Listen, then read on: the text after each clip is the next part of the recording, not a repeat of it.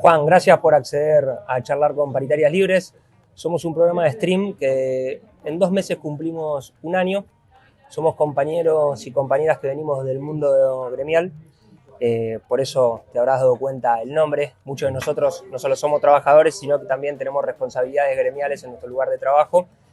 Y la paritaria para nosotros, algunos que nos tocó ser paritarios, es un ámbito importante no solo para el desarrollo de los derechos de los trabajadores y mejorar sus condiciones laborales, sino también en lo filosófico de lo que significa la mesa de diálogo entre el capital y el trabajo, que es una filosofía fundamental para nuestra fuerza política y para construir la grandeza de la patria. Siempre desde el diálogo entre el capital y el trabajo y nunca desde el combate. Así que bueno. De la cual comulgo, claro. Para que nos están viendo, adhiero a lo que estás diciendo. Perfecto. Así que nada, bienvenido y gracias por darnos este tiempo. Estamos en Río Grande, vigilia número 30. Sí, estamos en Río Grande, que es por una ley del Congreso de la Nación del año 2013, la capital nacional de la vigilia. Creo que como malvinero es la ciudad más malvinera que conozco. Dudo que haya alguna que por ahí se le acerque, pero para mí es el puesto número 1 de ciudades malvineras. ¿Por cercanía o también por lo notás en el pueblo de Río Grande? Por la cercanía y por el pueblo de Río Grande, las dos cosas. Es decir, yo arranqué con Malvinas hasta por una cuestión, si quiere, hasta de historia familiar, y siempre me reivindiqué como malvinero. Soy nacido y criado en la ciudad de Buenos Aires, entonces por ahí mi vínculo con el Atlántico Sur es a través de Malvinas. Me fui derivando un poco también a la Antártida, producto de que, bueno, trabajo en el Museo de Malvinas y el Atlántico Sur, ahí en Capital Federal, dentro del Exesma. Y por ahí Tierra del Fuego fue una sorpresa para mí. Cuando se habla de Malvinas en el continente norte, como le llamo ahora, es decir, todas las provincias que están al norte del estrecho de Magallanes, se suele omitir un poco la importancia estratégica de Tierra del Fuego, y de hecho hay medios de comunicación que critican muy sueltos de cuerpo al régimen de promoción económica y el subrégimen de promoción industrial. Y cuando vine y conocí por primera vez Tierra del Fuego, la Isla Grande, ¿no? En enero del 2020, antes de la pandemia, fue un shock y un punto de no retorno en mi formación como malvinero. Entendí que no hay forma de ser malvinero si uno lo mira de una forma de compartimento estanco. Malvinas es Antártida, Malvinas es Tierra del Fuego, y por eso está bien mencionar la provincia con nombre completo, que es Tierra del Fuego, Antártida y el Atlántico Sur. Y recomiendo a quienes están viendo este programa que viajen a Tierra del Fuego, pero no se queden únicamente, y con todo respeto lo digo, en el turismo de Ushuaia, que está por ahí muy orientado al turismo internacional, sino tomarse una combi o no sé, ir por vía terrestre en dirección norte, pasar por Tolwyn y cruzar ese umbral y llegar a esta ciudad que, bueno, es profundamente malvinera y es emocionante también. ¿Cómo te cayó, estando acá, habiendo pasado toda la noche en la vigilia, las palabras del presidente Javier Milei cuando habla de la autodeterminación de los Kelper y de que para recuperar las Malvinas primero tenemos que ser potencia y los Kelper después nos van a elegir por ser potencia mundial? Yo algunas veces pienso, ¿podemos ser potencia sin recuperar ante las Malvinas? No. O sea, voy a usar sus términos, es una falacia. Es decir, vamos a ser potencia cuando recuperemos las Islas Malvinas. No es que tenemos que ser potencia para recuperarlas. Eso es poner el carruaje adelante de los caballos. Por otro lado, es importante que seamos responsables en cuanto a la comunicación. A uno le podrá gustar más o menos Javier Milei como individuo, pero es el presidente de la Nación Argentina. ¿Y qué quiero decir con esto? Que si vos me preguntás si el presidente de la Nación Argentina banca la autodeterminación de los pueblos para el caso Malvinas, te tengo que decir que no, de ninguna manera. El presidente de la Nación siempre reivindica la soberanía argentina de Malvinas y por ende cree en la integridad territorial argentina y por ende no está de acuerdo con aplicar ese principio para el caso Malvinas. Ahora bien, en cuanto a sus palabras en el cenotafio de Plaza San Martín en Capital Federal, podemos decir que fue un tiro al arco que fue travesaño y por suerte salió fuera, es decir, tocó muy el límite, y la verdad que en términos institucionales es muy preocupante. Yo me pregunto quién habrá escrito su discurso, quién lo habrá asesorado, qué pensarán los diplomáticos de carrera ante esa situación. Yo, si estuviera trabajando en Cancillería, se me hubiera erizado la piel como mínimo, ¿no? Para entender la responsabilidad del presidente de la Nación. Sus dichos no son cuestiones menores, tanto el presidente como el canciller tienen impacto internacional. Por eso me parece que es un tema muy delicado y que, como diría quizás algún periodista y una persona muy conocida en las redes, hay que seguir atentamente los acontecimientos. ¿Crees que puede tener algún impacto? No, No, a nivel externo de ninguna manera. Yo creo que a nivel interno lo sumo hay que tomarlo como una advertencia. Digo, yo me pregunto, ¿qué están pensando los embajadores de la Cancillería? ¿Qué estarán pensando los jueces, sean federales o de fuero ordinario del Poder Judicial de todo el país? ¿Qué estarán pensando los diputados y los senadores nacionales? Los gobernadores. Si esta no es una alarma suficiente interna, estoy aclarando, de ninguna manera externa, ¿qué puede pasar en el futuro? Yo creo que es el momento que el Estado argentino en su totalidad, sea a escala nacional, provincial y municipal, tiene que tomar cartas en el asunto porque esto tiene una advertencia a futuro. Okay. Y Malvinas, o los errores de Malvinas, tienen que pagar para mí los costos políticos que corresponden. ¿Y cómo crees que se tiene que parar un presidente de la nación? Obviamente tenemos quizás opinión, coincidimos, digo, en lo que vas a opinar, pero expliquémosle a la gente, a los trabajadores y trabajadoras que nos están mirando, por qué está mal que se diga que o se banca la autodeterminación de los Kelpers. Bueno, básicamente porque si nosotros planteamos que los habitantes de Malvinas tienen derecho a autodeterminarse, cosa que no lo tienen, pero lo explicamos, dependerían de esas 1.100 o 1.200 personas que bajo la legislación colonial británica tendrían, entre comillas, derecho a voto, podrían decidir bajo qué soberanía quieren estar. Y los isleños, los seres humanos que viven en Malvinas, no tienen el derecho para decidir cuál es el destino de soberanía de ese archipiélago. Es como que el día de mañana algún porcentaje de la población de alguna provincia del continente, no nombremos ninguna para no generar ninguna polémica, quisieran decir, no quiero ser más parte de Argentina y quiero ser parte ahora de Chile, o de Bolivia, o de Brasil. Eso es insólito. Ahora, si es insólito para una provincia que tiene, no sé, 500.000 habitantes, 1 millón, 2 millones, ¿por qué sería válido para una parte de una provincia, porque pertenece a Tierra del Fuego, y le vamos a dar validez a 1.100 personas que fueron implantadas por un sistema colonial británico? Es ridículo, pero no solo para nosotros, y quiero aclarar esto. Toda la comunidad internacional nos banca con la cuestión Malvinas. Tiene que primar el principio de integridad territorial. Ningún país del mundo reconoce una supuesta autodeterminación de los isleños de Malvinas. Ningún país del mundo. Ahora volvemos un poco para atrás, para la historia. Si bien yo me crié y me formé en un movimiento organizado, un movimiento obrero organizado que reivindicaba la soberanía de las Islas Malvinas y que en cada acto del que participamos siempre se pidió por la recuperación de las islas y el homenaje a los excombatientes y demás. ¿Qué pasó ese 30 de marzo de 1982 cuando Saúl Ubaldini, desde la CGT de Brasil, convocaba a una movilización con la consigna Paz, Pan y Trabajo, y luego 2 días después el gobierno de facto, bueno, nada, manda a recuperar las Malvinas. Anuncia la recuperación de Malvinas. Anuncia la recuperación de Malvinas. ¿Qué pasó ahí con la CGT? Si estaba dividida, si apoyó automáticamente porque Ubaldini estaba en contra del gobierno militar, pero sin embargo se encontró con una gesta que al pueblo argentino a priori estaba convocada y estaba bancando. Bueno, primero quiero decir que el movimiento obrero organizado es profundamente malvinero y siempre lo fue. Quizás en alguna época de comienzo del siglo XX, cuando había una preponderancia de sindicatos anarquistas que tenían por ahí otras ideas y donde el nacionalismo quizás no formaba parte de una identidad, por ahí no tenían en cuenta Malvinas. Pero eso habrá sido 1900, 1910. Ya a partir de la década de 1920 va mutando la organización sindical argentina y ahí comienza una malvinización que sigue hasta el día de hoy. Y quiero mencionar esto porque vos mencionaste Ubaldini y la CGT, porque pareciera que, porque lo dicen, que gracias al desenlace de la guerra de Malvinas nosotros recuperamos la democracia. No, no es así. La CGT cumplió un rol fundamental en la resistencia contra la última dictadura, y la dictadura para mí ya tenía el boleto picado y la caída era cuestión de tiempo. A lo sumo lo que podemos llegar a interpretar que lo que fue la gesta de Malvinas fue dilatar algo inevitable. Los juicios a las juntas que pasaron después iban a pasar igual más allá de la cuestión del conflicto del Atlántico Sur. Por eso me parece importante no mezclar las cosas, porque lamentablemente tenemos historiadores profesionales, vamos a ponerle comillas, que están en los medios de comunicación, que por poco le tenemos que agradecer a Gran Bretaña la democracia que tenemos.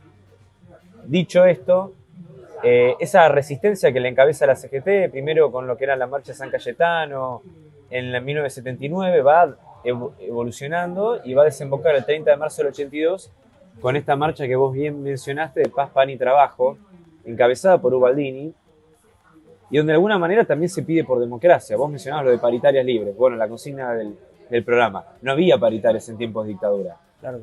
¿Cuál era el objetivo? Alta inflación y anclar el salario, ¿no? ¿A través de cómo? Del terrorismo de Estado. Entonces, el poder adquisitivo de los trabajadores se fue menguando. Eso llegó a un cuello de botella ya insostenible en 82 y se produce esa marcha que fue duramente reprimida por la última dictadura.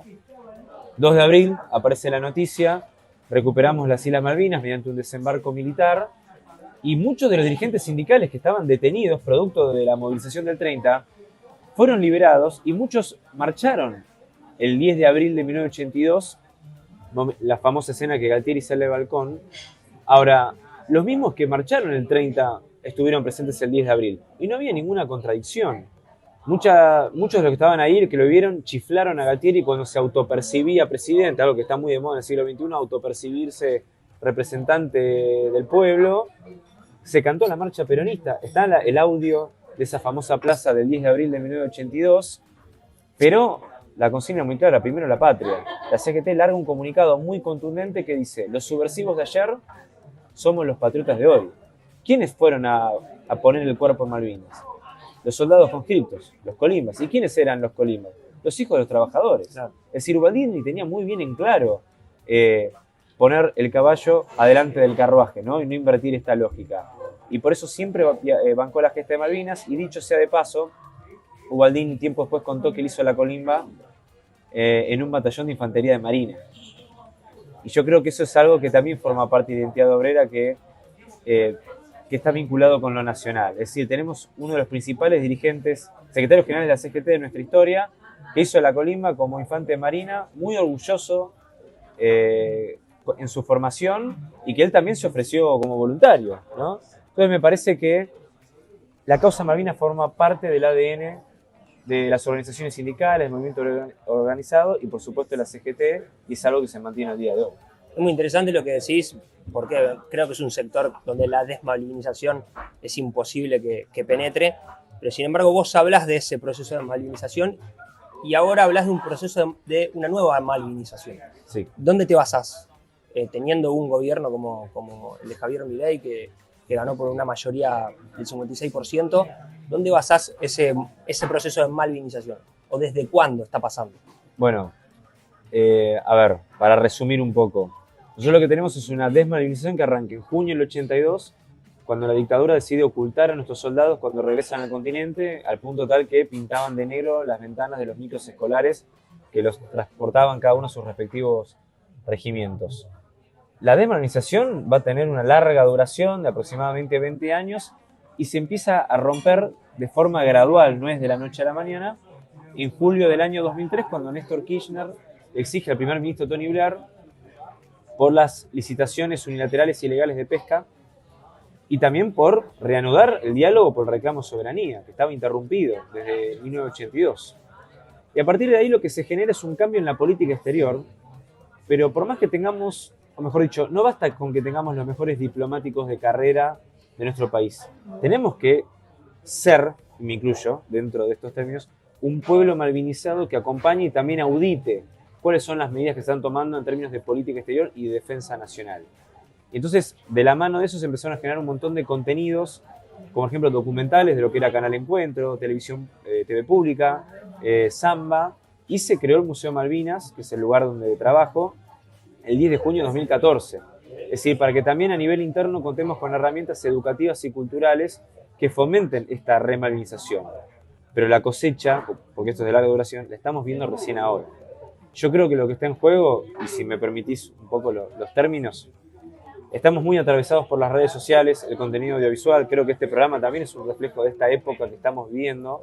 Y el ciberespacio es un espacio, como pueden ser los territorios, el espacio aéreo, el mar, los mercados, el conocimiento científico.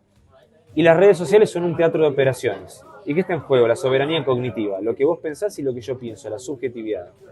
¿Y qué se opone a la soberanía cognitiva? El colonialismo cognitivo. Y yo creo que de alguna manera estamos generando cada vez más contenido de Malvinas y lo que está en juego son las nuevas generaciones. Y acá hago un parteaguas incluso con el presidente de la Nación. Él tiene como recuerdo traumático el 2 de abril de 1982 y lo ha manifestado públicamente en medios de comunicación, que el 2 de abril de 1982 recibió una paliza de su padre porque él dijo que era una locura lo que estaba pasando, ¿sí? Y tuvo un vínculo traumático con la guerra de Malvinas y con lo que fue también la inmediata posguerra, ese desenlace doloroso como una persona de Buenos Aires que vivió su infancia en la guerra. Ahora, lo que está en juego es los sub-45. ¿Qué vamos a hacer nosotros? ¿Vamos a seguir reproduciendo esa desmalvinización de los 90, derrotista y de frustración irreversible? ¿O vamos a quebrar esa inercia y vamos a plantear una remalvinización que tenga como horizonte claro querer recuperar nuestras Islas Malvinas? No solo como una mera consigna el 2 de abril, sino generar acciones que nos lleven a ese destino. Y creo que ahí es fundamental los sindicatos y las organizaciones sindicales. Voy a dar una opinión netamente personal, Sí. y en espejo con Ubaldini. Yo creo que tenemos una dirigencia sindical muy malvinera, muy malvinizada, muy formada, pero lo que me preocupa a mí como trabajador y afiliado a un sindicato es el trasvasamiento generacional de esa formación. Me llama la atención hasta el día de hoy cómo dirigentes sindicales que incluso han dicho públicamente que no han terminado o el secundario o a duras penas han terminado el primario en la década del 70, vos los escuchás hablar y son una eminencia, Total. son una luz. ¿Cómo hacemos para que los delegados o nuestros dirigentes sindicales intermedios de las nuevas generaciones en ese trasvasamiento mantengan esa llama malvinizadora y que tenga en cuenta el rol que cumplen los sindicatos y las organizaciones sindicales en la discusión geopolítica de nuestro país? No solamente de las paritarias y nuestras condiciones de trabajo. Y creo que es un poco el desafío que tenemos y es importante también que esta consigna, que ya la tienen los sindicatos, se profundice en que los dirigentes sindicales estén a la cabeza y no a la retaguardia de este proceso de recuperación de nuestra soberanía nacional en el Atlántico Sur. Es muy bueno, sabés que nosotros, como te conté antes, en off, venimos de un sindicato y a nosotros nos pasa que muchas veces la gente o la opinión pública habla mal de las organizaciones sindicales y de que no hay trasvasamiento generacional y de que siempre son los mismos. Y nuestro cuerpo de delegado, en las últimas elecciones, se estipuló el plazo, la cantidad de delegados jóvenes de un 30%, el cupo, y hay una renovación sindical en todas las áreas. No en las cabezas de conducción, porque la verdad que la mayoría, por lo menos en nuestro sindicato, creemos que la conducción tiene que estar en manos de Andrés Rodríguez, del UPCN, porque creemos que es el más capaz para conducir hoy el sindicato como lo fue también ayer. Sin embargo, se está dando una renovación y en esa renovación, cada vez que los delegados sindicales van a la escuela sindical, de la que alguna vez nos tocó hacer, está el tema Malvinas, está presente el tema Malvinas. Así que yo creo que en la CGT el tema Malvinas con los jóvenes, también hemos hecho actividades con la juventud sindical, está muy presente y el movimiento obrero, si bien hay que profundizarlo como vos bien lo marcás, está trabajando en la malvinización permanente. Por eso es un sector que va a ser difícil que penetre la malvinización. Totalmente. Pero antes hablabas de la malvinización y siempre en el plano cultural, en el plano cognitivo de estas nuevas épocas, ¿es posible una malvinización sin el desarrollo de un ejército nacional potente? Te pregunto esto porque tratamos de despular y conseguir esta respuesta cuando debatimos. ¿Nos van a devolver las islas por vía diplomática? ¿Es posible? Pregunta compleja, pero vamos a ir desgranándola. Quiero agregar algo de lo que charlábamos anteriormente. Es importante el trasvasamiento de la formación, más que de los cargos. Porque, repito, los secretarios generales de los sindicatos argentinos están muy formados. A mí lo que me preocupa es el trasvasamiento, más que del cargo, de la formación. Y Malvinas, en realidad, es un paradigma y una metodología de análisis de nuestra propia realidad, pero se traslada a otros lados. Tenemos compañeros muy valiosos en los sindicatos marítimos, de dragado y balizamiento, portuarios, que por ahí pueden discutir la geopolítica de las vías navegables de la Cuenca del Plata. Tenemos, compañeros que están en sindicatos estatales que están yendo en la Antártida. Digo, los sindicatos son una pieza fundamental para discutir el proyecto de nación, como una soberanía integral. Y ahora yendo a tu pregunta, para no esquivarla, yo creo que es posible recuperarla por la vía diplomática. Y la prioridad número uno para mí siempre es la política exterior. Ahora voy con la cuestión de la defensa. En términos matemáticos, Argentina no puede recuperar el ejercicio de plena soberanía por sí misma y en soledad. es fundamentar la mancomunidad de los países sudamericanos, es decir, la malvinización a escala continental y, si me corres un poco, latinoamericana, para que nos dé el peso geopolítico y de política internacional, para que Gran Bretaña se vea obligada a sentarse a dialogar y para persuadir a aquellos países que todavía son neutrales, y dicho en criollo, se hacen un poco los giles con este tema, empiecen a tomar posición al respecto y que vean que no posicionarse les puede generar un costo de política internacional o incluso hasta de comercio internacional. Ahora bien, no vamos a llegar a una malvinización a escala continental si primero nos cerramos filas a nivel nacional, porque con qué cara, me lo han dicho, gente amiga y compañera, che, qué raro Lula que no se haya pronunciado sobre Malvinas. Y yo digo, por más malvinero que sea el presidente de Brasil o de Bolivia, no puede ser más malvinero que el presidente de Argentina, en términos de política internacional. Porque aparte que estaríamos tercerizando en otro país hermano el reclamo nuestro de soberanía, eso es fundamental, de la escala nacional a la internacional. Y en relación a la defensa, no es que la vamos a recuperar por la vía militar, sino hacernos respetar en términos de defensa desde una perspectiva disuasiva, no la defensa para ir a una guerra, porque en definitiva esto se va a resolver por la vía de la política exterior. Al punto tal que cuando arranca la guerra de Malvinas, lo que tenía la última dictadura en su cabeza era que esto se iba a resolver en Nueva York en Naciones Unidas. El desembarco iba a ser un instrumento y un medio para algo de política exterior, y no al revés. Volvemos a la metáfora de el caballo y el carruaje.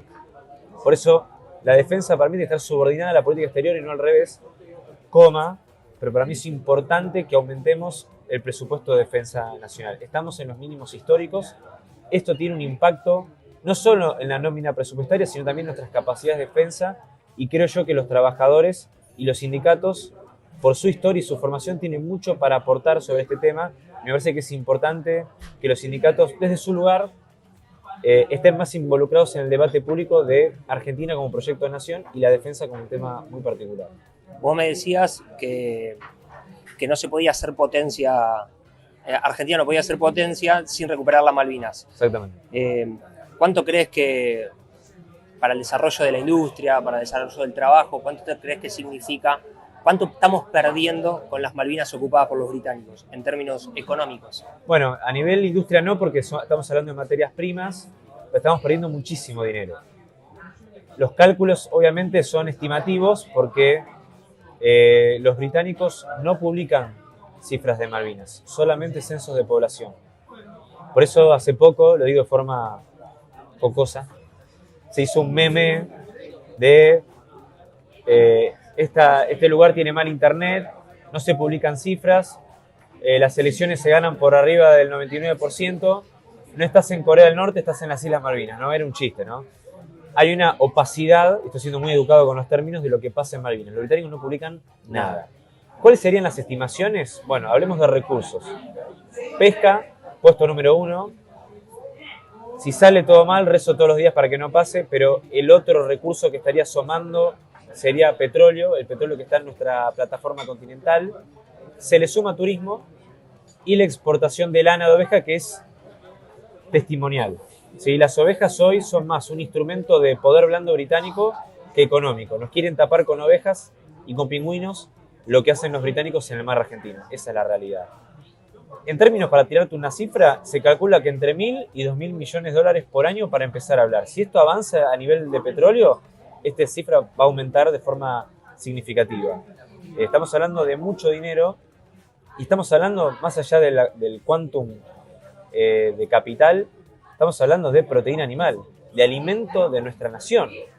Estamos hablando de recursos de hidrocarburos que podrían servir para la industria nacional, o incluso para ver cómo ese combustible que se puede exportar podría alivianar la demanda interna del continente, quizás con otras opciones de hidrocarburos. La cuestión del turismo es fundamental, porque además del turismo como ingreso de divisas, estamos hablando de un turismo donde se busca como un mecanismo para convencer a los turistas extranjeros de que las Malvinas no son argentinas. Entonces estamos hablando en términos económicos de algo que es muy importante y que es fundamental para nuestro país. Y por eso es importante recuperar Malvinas, incluso para tratar de ordenar nuestra economía nacional. Juan, para nosotros también es importante que un compañero cogeneracional como vos esté tan formado en el tema, nos haya dado este espacio para poder charlar. para poder informarles a todos los que nos están viendo sobre la cuestión. Estamos en el centro del país, Sí, estamos el en centro el centro geográfico de Argentina. Nos están mirando un montón de compañeros y compañeras de diferentes sindicatos. Para ir cerrando, estamos también compartiendo con varios chicos de Stream, Cabaret Voltaire, Leila Becha, que vinieron a cubrirlo. ¿Qué se espera para la próxima vigilia? ¿Qué sentiste en esta vigilia donde fue cubierta por la canal, fue inédito? Sí. Y un mensaje para todos aquellos para el futuro. Bueno, a ver, voy a dar un ejemplo concreto. En 2019 se empezó a ejecutar, producto del acuerdo Forador y Duncan que firmó Macri en septiembre de 2016, por el cual se iba a bajar la intensidad del reclamo y el Estado argentino iba a cooperar con la explotación colonial británica de nuestros propios recursos. Se autorizó un nuevo vuelo que se iba de Brasil a Córdoba y de Córdoba a Malvinas. ¿Qué fecha eligieron? El 20 de noviembre, el Día de la Soberanía Nacional de 2019. Éramos 25 personas, la mayoría excombatientes, un miembro del operativo Cóndor y que también, Norberto Karasewicz, que también formó parte de la resistencia peronista de la década del 60 y del 70, y 2 o 3 más de nuestra generación. Ahí en Cancillería, en soledad con banderas argentinas. Hoy el panorama es totalmente distinto. Cuando vine a la vigilia por primera vez, además de que fue muy emocionante, hacía rato que veníamos soñando con esta idea de llevar Río Grande al continente norte y que Río Grande sea la puerta de entrada para la malvinización de muchas personas, sobre todo de las nuevas generaciones. Por eso hicimos el libro Ciudad de la Soberanía, que lo recomiendo su lectura, está en la biblioteca digital del Museo de Malvinas, o sea que es de acceso libre. Y logramos este año, la verdad que fue muy emocionante, que muchos canales de streaming, me salió mal porque mira, estoy tan castellanizado que me sale mal el inglés, canales de las redes sociales, vamos a decirle, estamos construyendo una especie de, si me permite, poder blando argentino en las redes sociales y el ciberespacio. Y han venido Tomás Trapé, Mauricio Vera de Cabaret Voltaire, Leila Bechara de la mano de la Estratosfera, haciendo la cobertura por primera vez en vivo, y se han conectado un montón de personas y hemos visto el chat. Todas las personas estaban muy emocionadas en esta malvinización de las redes sociales, y cuando fueron las 12 de la noche, llegó el 2 de abril, sonó la sirena acá en Río Grande, la gente aplaudía, decía viva la patria, emoticones con la bandera argentina y muchos diciendo vamos a peregrinar a Río Grande. El próximo paso es pasar de la virtualidad a la realidad. La virtualidad para mí es una herramienta, es un medio, no un fin. El fin es recuperar Malvinas, y yo creo y espero, y creo que va a pasar, estoy convencido, que la vigilia del año que viene van a venir más personas del continente norte a malvinizarse ya en 3, 4 dimensiones, de forma vivencial, con el clima, con el viento, con el mar argentino, con los veteranos de Malvinas, y apuntando como siempre hacia las Islas Malvinas, el mar argentino y nuestra soberanía en el Atlántico Sur. Así que los esperamos. Y haremos lo posible para que la Confederación General del Trabajo también sea presente el año que viene. Ojalá. Juan, muchas gracias. No, gracias a vos. Nos estamos viendo.